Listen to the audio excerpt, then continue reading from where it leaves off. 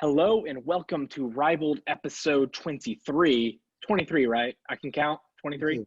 22, my bad. 22. And today we're joined by Jake Lucas yet again, and he is a happy Boomer Sooner today as they whipped up on the Oklahoma State Cowboys. And, of course, we got the co-host, Jake Willis, and y'all know me, of course, the one and only Bo.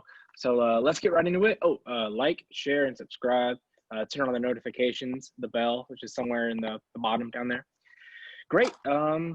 College football week 12 recap. As you can tell by all of our attire, start off with Oklahoma State.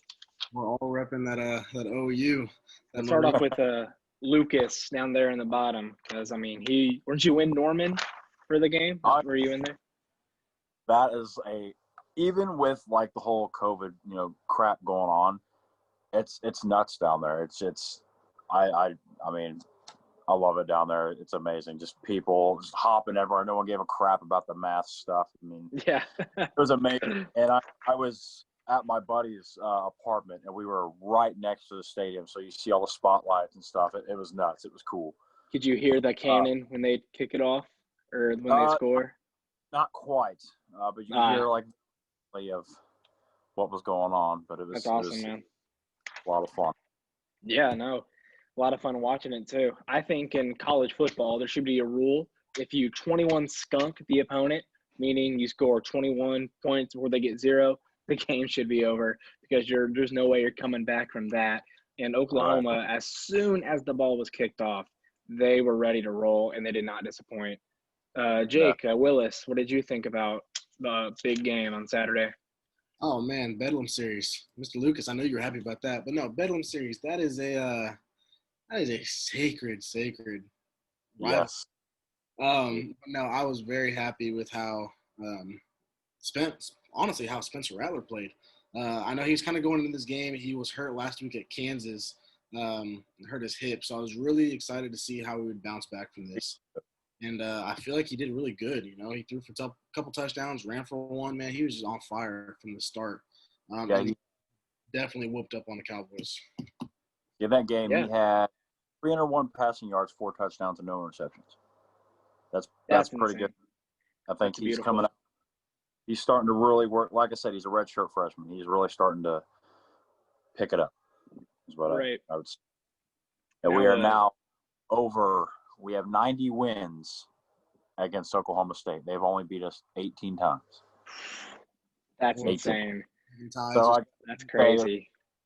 Good old beat down on little brother. So yeah. I have a question for you guys. Do you think that the Bedlam series, Oklahoma State against Oklahoma, is the premier rivalry of the Big 12? Okay, let me take this one first, Mr. Lucas. As of now, I still gotta say no. I think dating back, I wouldn't say probably like a decade ago, it would have had to been the showdown between Kansas and Missouri. However, Kansas doesn't have a football team. Missouri has quite a good football team at times. I think that one was kind of the most popular one. And then you have the Texas and Oklahoma series. Yeah. That was a big one. But I think as of right now, it's got to be the Bedlam series, Oklahoma State. Agreed. Yeah, I agree a little bit, but like as an OU fan, I think that kind of depicts on out of when it comes to OU, Texas, and Oklahoma, out of who is the top dog out of those 3. Because we've dropped 2 games, but Texas, they about, ripped my heart out on that one and that overtime win. And then, they keep you on your toes there when you came back and won that game. But like I said, I think it's kind of anywhere between those 3, really. Oklahoma, Texas, Red River, that's one of the biggest in college sports. Like I said, I think it kind of depicts on who's the top dog that year out of those 3. Right. Yeah, no, definitely right now, just because of the struggles of Texas's football program, it's definitely OSU against OU. That's definitely the must-watch of the Big 12, I think, right now. And then another Big 12 game, Iowa State, 45-0 against K-State. Kansas State beat Oklahoma earlier in the year. So, I mean, you saw K-State get beat up by Ohio State. I wonder if that can affect the way the College Football Committee sees Oklahoma and on if they'll get a top 10 ranking this week. What do you guys think? Personally, I think we could move up, but right now, by no means do I see us being in the college football playoff. Our defense, as of Saturday, played out of their minds. That's the best defense I've seen in a long time. Now, like I said, it's a little bit of a stretch to put us in the playoff, but I would say top 10 team for sure. Great. 'Cause right now we're ranked 14. Yeah. Yeah. So I'd put us up there big time. I think so. Kind of going off with what Mr. Lucas said, I think at the end of the year, I could see them being the top 10. But as of right now, like you hit it. I don't think they'll be a top 10 this week. It's like the thing is like with Oklahoma, they're so weird. But it's more so now because we had Baker Mayfield and how dominant he was.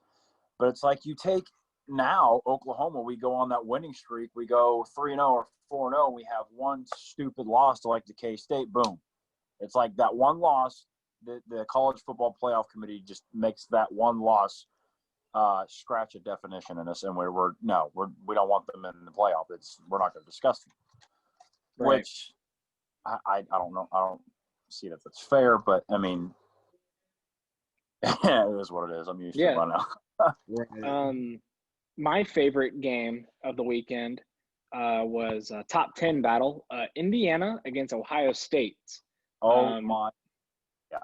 Yeah, let's lead with you, Mr. Lucas. Seemed like you were pretty excited. You guys can go ahead. Let me find my notes on that. Okay, you're good. Yeah, no, I mean, the quarterback for Indiana, he set a NCAA record for the most passing yards against Ohio State. I got my notes right here about that. Yeah, 491 passing yards and 5 total touchdowns.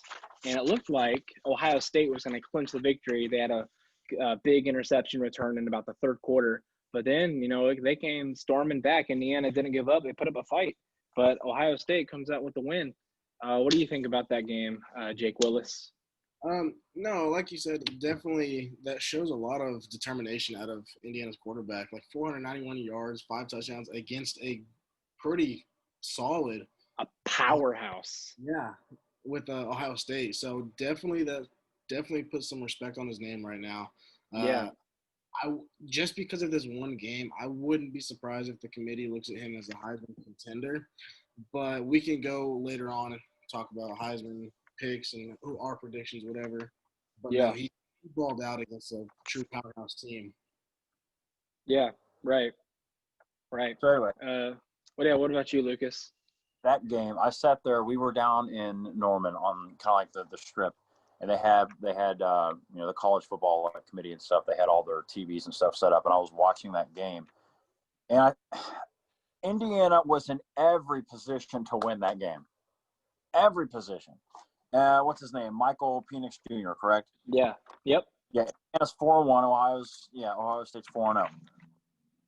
They ran the exact same play over and over and over and over for 4 downs. Are you kidding me? If it didn't work the first 2 times, find something else. Yeah. But, I mean, they kept up. So I think Indiana's, borderline for real. But, yeah. That game was nuts. I mean, it kept me on the edge of my seat. I was standing there just in awe. I was like, okay, Indiana's going to pull off this upset. And then that's going to shake everything. That would have been amazing. That would have been beautiful. But they came back with that. So, Lucas, if you were in the position of, let's say, head coach for Indiana, and the play didn't work for the first 2 times, in your greatest ability, in your crazy coaching mind, what play would you run to get in better position to win that game? Let's see. Where were they at on that final drive? They never got past the 50. Yeah, they were in the territory. Jeez, dude. I don't mean to put you on the spot. We can come back to it. Yeah, but it's just weird because they never got past the 50. They didn't even give themselves a chance. Because Michael, he's a lefty, right? Correct. Yes. Mm-hmm. Yeah, and like I said, they ran the same play over and over and over again. And to me, more it would kind of, I don't really know. It would have to depend on, in the beginning of the game, what I was executing the most, depending on the run game or the pass game. Personally, I'd probably run a little bit, run it down their throat, and if I'm feeling confident, I'll pass it a couple times. But in that situation, knowing that Ohio State is covering up everybody and you're not going to execute on that, I would probably run the ball a little bit before I even think about passing on, I mean, then again, it was crunch time. It was like 30 seconds on the clock or something. There was a minute. I mean, in that scenario, you only have really the only choice you've got is to pass. Try to get out of bounds. Yeah. Right. But you're 100% confident in like Derrick Henry or something. I mean, yeah. I mean, I really don't know on that turn. Yeah. That's tough, especially with a team like Ohio State. I mean, you're going to be sitting no sleep preparing for those guys. Right. So, sometimes running the same play over and over again can work. You just have the right, you just have to have the right personnel. Yeah, the right personnel, and you're running the 2-minute drill well. Yeah, go ahead. Yeah. If that defense is too stupid enough to figure it out, okay, go ahead. But it really depends on if you've got faith in your quarterback, whether he can do it. At that point, no, I didn't think he was going to do it. I mean, he wasn't anything on the last final minutes, and like I said, it was just the same thing. And Ohio State was blowing it up every time. Right. So, right. I mean, it's common sense there. If it ain't working, figure something else out. Yeah. So moving on. Say what? Up in Ann Arbor. Yeah, no, they almost lost to Rutgers, bro. They I saw that, man. I was took it really to overtime. How do you almost lose to Rutgers? Rutgers has won like 7 conference games in the last 4 years. I'll tell you exactly what it is. Or no, 7 total wins, not conference. I'll tell you exactly what it is. What? What is it? Harbaugh is their coach. Yeah, dude, that was the most overhyped thing ever, bro. Because when he left, he's toast. He's gone. He's about to go back to the NFL. But that's another conversation for another day. Yeah. Okay, so moving on to another Big Ten showdown. Wisconsin and Northwestern. Wisconsin was a top 10 team going into the game. Obviously, they're not now. Northwestern is 5-0, 17-7. They're in control of their own destiny when it comes to having a berth in the Big Ten championship. Do you think Northwestern has a realistic shot at winning the Big Ten championship? Lucas, I'll let you take that one. I'll let you lead. Maybe. I don't know. I think I only saw the final play of that game. Because like I said, I was in Norman. They won 17-7. So their defense played pretty well. So I was at work when I watched that game. And, excuse me, I have to give the absolute credit to Northwestern for that. That was especially Wisconsin was their top 10 at the time. Yeah, top 10. Mm-hmm. Yeah.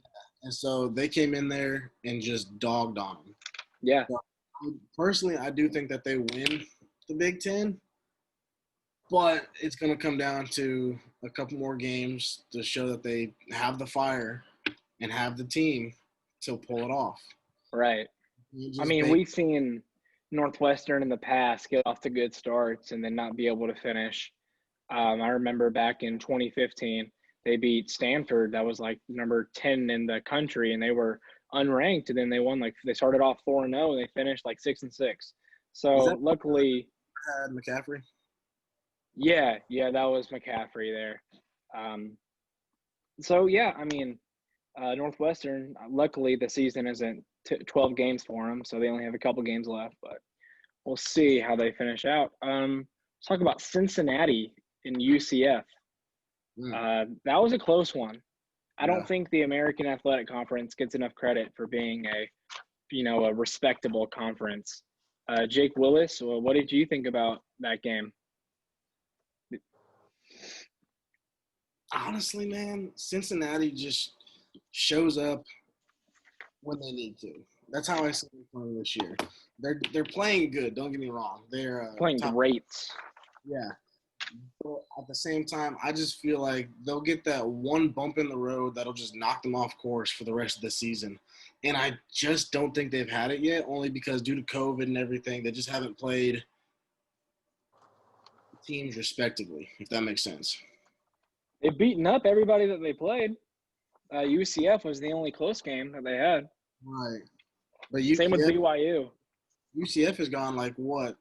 They were uncontested national champions a couple years ago, whatever. Yeah. So, I mean, like, yeah, UCF has a good team, so that game didn't surprise me that it would be close. But at the same time, like you said, the American Conference is just kind of bland right now. But like I said, they don't get enough credit. So I feel like it was a good game. For a later topic, I do have them in my top 6. So we can cross that path when we get there. Yeah. Lucas, what did you think about that AAC conference game? I only saw scores. Like you said, it was only a field goal win, I believe. Yeah. Yep. Cincinnati's undefeated, correct? Yep. 8-0, baby.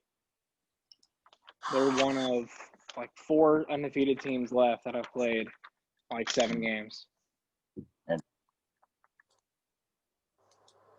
Yeah, I ain't got much to say about that. Yeah, Desmond Ridder, though, he's a borderline first-round pick, and he played really well. Threw for 338, had a total of 4 touchdowns. So he's good. He'll probably end up in the 2nd or 3rd round. But, if he keeps playing like this, he might see himself at the end of the 1st round. And then just one more game which we should mention and talk about. Florida beating Vanderbilt 38-17. Florida looks great. Dan Mullen has been really good there. Kyle Trask is Joe Burrow 2.0 this year. Lucas, what do you think about Florida destroying Vanderbilt? I mean, they haven't won a game, but still beating an SE team the way they did is pretty impressive. What do you think about that? I really think Florida is that team to really look out for, man. They're kind of like you said, Joe Burrow 2.0 with LSU. I mean, really, like, you look back to last year and look at the top teams, you wouldn't have expected LSU to come out swinging like they were. I'm going to say it right now, LSU last year, greatest football team in college football history. That's bold. That's a hot take, and I'm going to be right. Why? They were just stupid dominant. Defensively, offensively, they beat up on everyone. I think Texas was surprisingly the only team that really kept up, I believe. That was like week 2, so it was so early in the year, but yeah, they were. Yeah, week 2. But right, still. Right. Also, another bold take. I mean, I like Joe Burrow. I'd put him in as one of, or if not the best quarterback in college football history. He probably had one of the best seasons. I don't know the best players. Yeah, I'm gonna go with Bo on that one. I would say best seasons. It's really hard to say best player because if you look back at just all these greats. Right. So are you going to categorize it though? Like, because you have great quarterbacks, great running backs, wide receivers, tight ends. So like, how do you determine that it's one of the best players of college football history? I said like best ever. One of the best. Because what, didn't he have like 60 touchdowns and 6 interceptions in the SEC? It was, but like overall, it was like 70 touchdowns or something, wasn't it? Oh, running too. So he threw for 60. That like 6,000 or 7,000 passing, something stupid. Yeah. Out of this kid from Ohio State, which like Ohio State wanted nothing to do with. And so Joe Burrow transfer packed his bag. He's like, all right, well, I'm going to go somewhere else. Yeah. Didn't he lose that starting job to Dwayne Haskins? Do what? Didn't he lose that starting job to Dwayne Haskins? I think so. Yeah. And Dwayne Haskins is now riding the bench. Yeah. Oh, how the tables have turned. Right. Yeah. And I love the grit and like everyone like calls it cocky, but like one of the things that he said, like when Joe Burrow got hurt. What was it? He said that big O, something like that. I remember that. It was Chase Young, Dwayne Haskins, and Terry McLaurin. Were you talking about the tweet that he said? He said, like, can't get rid of me that easy. See y'all next year. Yeah, and then if you listen to him on Mic'd Up, there was a call. It was a roughing the passer or something like that, and they didn't call it. And he turned around to the ref, and he goes, you know what? When I'm the GOAT, you're going to give me that call. And I was like, that's beautiful. I love Joe Burrow, man. He's just something else. This is just kind of a fun question, just because. Favorite quarterback in the NFL, just like personality-wise. Jake Willis, who's your favorite quarterback personality-wise? Oh, personality-wise? Yeah, just personality. Dude, this is going to be kind of a stretch here, but after this week's game, I got to go with Taysom Hill right now. Yeah. No, he's good. Yeah. Personality-wise, I'm gonna go with Taysom on this one. He's just a gadget, man. Yeah. What about you, Lucas? Personality, I'm just gonna say Joe Burrow. He's just a cool guy. He's just something else. He's just one of those rare. Yeah, his mic'd ups are funny too. Like when like you were saying, like a ref said, "Hey, make sure you slide a little earlier." He goes, "Yeah, sorry, I'm still learning." Just something funny like that. Yeah, he doesn't care. He does not like him sliding. I'm watching highlights of the game against the Redskins, and he's just getting the crap beat out of him the whole time, and he just doesn't care. Yeah. Mine is Baker Mayfield. He's cocky, but he backs it up most of the time. And he's funny too. He's just like, usually how quarterbacks, whenever there's like a brawl, like between two players, they just kind of stay back and watch. Every time there's like a little thing going on between his team, he runs in there and does some funny stuff or gets in the face of other guys or pulls his guys back. I like that from the quarterback. And when I knew, I mean, it was obvious. I mean, he won the Heisman by like a mile. When I knew that he was getting drafted, I was like, okay, so he's going to Cincinnati. And I look back at it and I'm like, okay, Baker's in that division. That's going to be one of the best matchups for years to come out of the young quarterbacks in the next 10 years. Yeah. That's just going to be – and I'm going to love it. It's going to be nice. Right. But I love Baker Mayfield. But this whole time, I'm like, you know what? I just hope Joe Burrow wins. I just want to see him win. I want to see him successful in the NFL. Yeah, right. So that moves us on to our next topic here. Tomorrow, college football playoff committee is going to release their rankings, but those rankings don't really matter. It's the rivaled rankings that really carry some weight. So we'll start off. Say what? Preaching to the choir right there. Yeah. So we'll just start off with our number one team in the college football playoff. I have Alabama. Jake Willis, who do you have? I got to go with Alabama too. Mac Jones is playing really good right now. Lucas? Alabama. Yeah, we're all in agreement there. Number two, I have Notre Dame. Willis? Hey, I'm going to go with them too. That's what I got. So Lucas?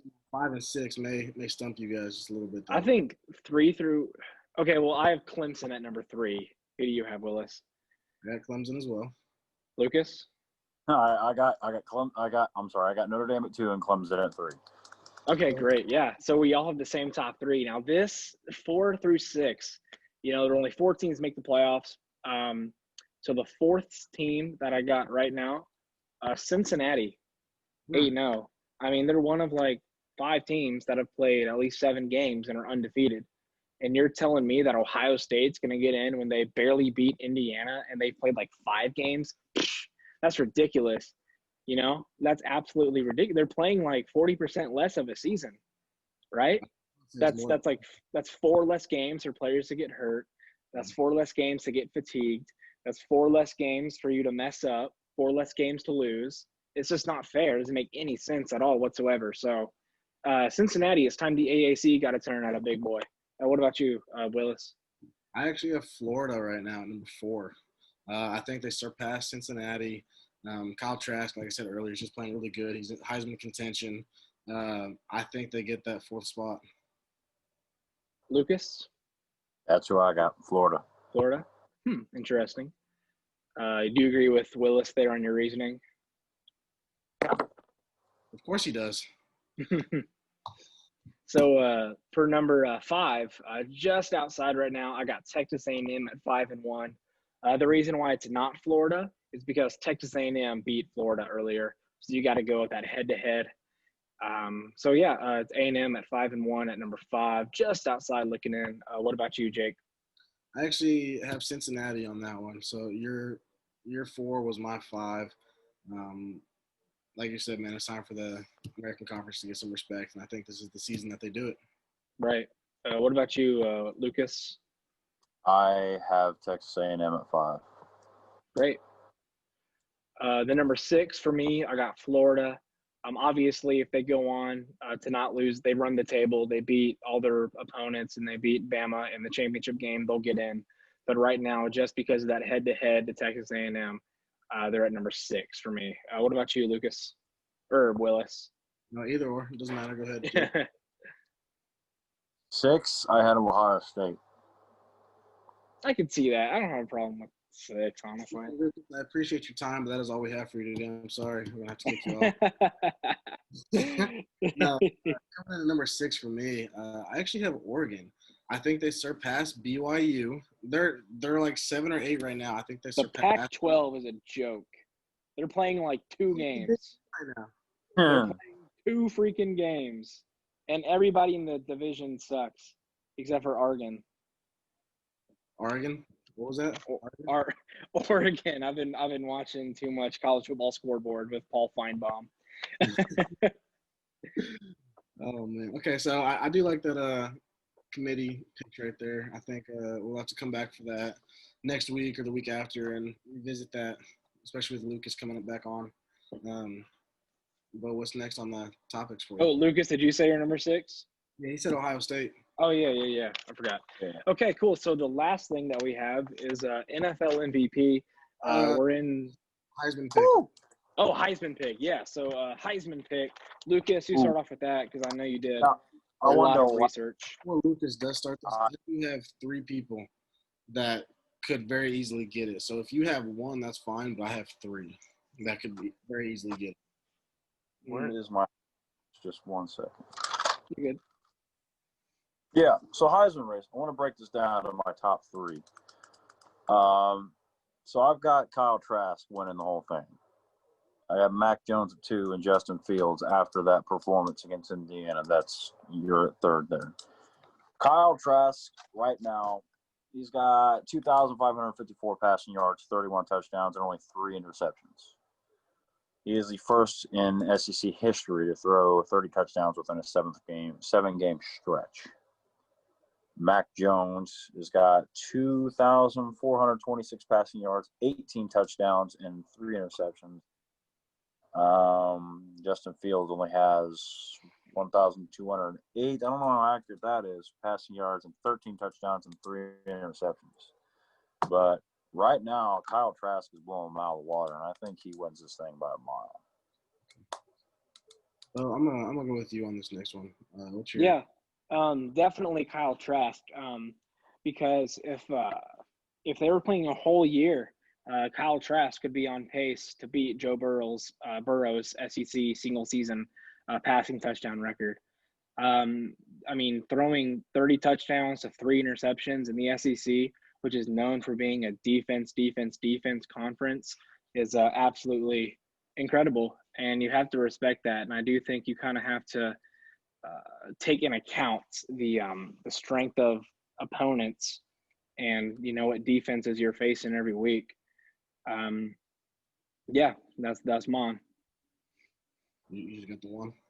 Yeah, just the one. It's his, I mean, it's his to lose. And unless like something bad happens where he throws like 20 interceptions in a game, you should be fine. Right. So, Lucas, your number 2 is actually my number 1. I actually have Mac Jones winning it, and I do have Kyle Trask coming in a close second. Hold on, Bo. Chill out. You don't go to Alabama and lose, right? That's just a given. Nick Saban has just been that coach. I think Mac Jones wins this, not by much. I think it'll be a split decision, no doubt.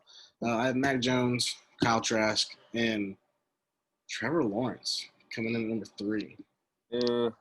I agree with that, but why Mac Jones though? Because like he has like 12 less touchdowns than what's his face? I think Trask. It is more of a statistical standpoint, but at the same time, it is as a team as well. If you're getting your team wins, granted, Kyle Trask is getting wins too, but it's just that household name of Alabama and their quarterbacks. So that's kind of where I'm leaning with Mac Jones right now. So you're saying wins over stats? I mean, if you win the championship, what does it matter what stats you Still have? though, but like if you're talking about like the greatness of a player, you know, are you really going to say that Matthew Stafford isn't as good as a who's a good quarterback on a bad team? I can't think because I'm confused by your logic here. Okay, well, tell me this: would you rather have Matthew Stafford or Sam Bradford from years ago?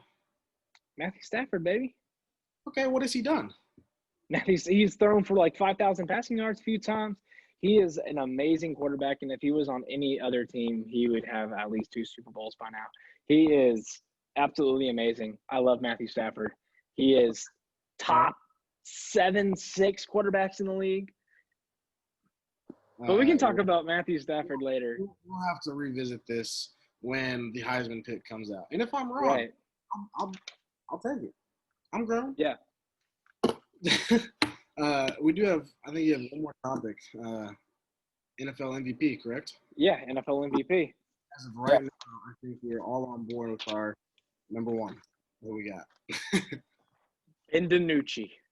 Oh, I'm kidding. You know he hasn't been active since they played the Eagles. They've literally just like had him in the press box. He's not even dressed. That's funny. So with this one as well, I have 3 picks that could easily get it. You guys are cool with 1, but I have a top 3 right now. Who's your top 3? Patrick Mahomes, Kyler Murray, Dalvin Cook. What? What do you mean, what? If you're going to go with a running back, maybe Derrick Henry. I'm going to quote Juice here, and that's phenomenal cap. Okay. That'll be the headline. Phenomenal cap. Phenomenal cap. Dude, when he said that a couple weeks ago, dude, I was in tears. That was the funniest thing I've ever heard. That's phenomenal cap. Mr. Bo. Yeah, no, I got Chicken Patty Mahomes for sure. I mean, if you look at his stats so far, 3,035 yards, 22 touchdowns, 2 interceptions. You know, one of those interceptions wasn't even his fault, really. Just kind of a miscommunication between him and the wide receiver yesterday. Patty thought receiver was going to drop down into the zone coverage where there was a hole. He didn't, so Mahomes threw it there, and he just wasn't there. So Mahomes, I mean, he's projected to have 4,800 yards, 43 touchdowns, 3 interceptions. That's MVP numbers right there. I mean, and his rushing stats aren't too shabby either. He is the ultimate quarterback. He's amazing. He's great. I've got my picks, obviously Mahomes by a long shot, but 1, 2, and 3, I've got Mahomes, Wilson, and Kyler Murray. Russell Wilson? That's it? Yeah. At best. But do you compare those two? You got Mahomes like total. So between those two, Russ has got 2,986 passing yards, 30 touchdowns, 10 interceptions. Mahomes has got 3,035 passing yards, 27 touchdowns now, 2 interceptions. Yeah. And overall, like you look at the stretch, I mean, Mahomes has got it by a long shot. He's the first overall in NFL history within the first couple of years or something like that. He's got 12,447 passing yards, And first in that is 103 passing touchdowns. And QBR rating of 110.3. Now you look between the comparison between these four quarterbacks, Mahomes, Rodgers, Carr, and Ryan Tannehill. Like their touchdown interception ratio. Rodgers is an 8.7. Derek Carr is an 8. Ryan Tannehill is a 6.7. And Mahomes' rating just blows everything out of the water with a solid 25. 25. That's crazy. Yeah. First in yards, third in touchdowns, first in interceptions, and then first in QBR. Yeah, so I know you guys did the top three. So out of the top of my head, I'll do my top three. Mahomes, Kyler Murray. Maybe no, not Kamara. I don't know about a third. I think it's just a two-man race at this point between Mahomes and Kyler Murray. I think it'll just all depend on how many rushing yards Murray gets, and if Mahomes does not throw like 8 interceptions to end the season. Yeah. But Mahomes could care less about MVP. He like if he happens to get it again, he'll take it. But like he just wants to win another Super Bowl. He does not care about MVP at all. So exactly, that's the last on his list. Yeah. If anything. Cool. Yeah. So anything else you guys want to say or talk about before we sign off? No, I think that was a great conversation today. Yeah, it's a fun one. Yeah, something real quick. Chuba Hubbard is overrated, and it's Chuba not even Hubbard. close. Who he play for? Oklahoma State. Against Oklahoma, he had 8 touches, 44 yards, and no touchdowns. That's like some Ezekiel Elliott before last week numbers. His draft stock has completely dropped. Had he gone last year, okay, yeah, he could be dominant in the NFL, maybe. But right now, you're like a third-round pick. You suck. Hey, third-round pick ain't bad though. He's still getting rich at the end of the day. So phenomenal cap. That's what it is. One thing I want to say too is we're all praying and thinking about Joe Burrow, torn ACL, MCL. A lot of things messed up in his knee. So if anybody can come back from that and dominate and be better than ever before, it's Joe Burrow. So I did want to elaborate on that. That's the thing that ticks me off. You are full speed. You draft the best quarterback that year in that draft by a long shot.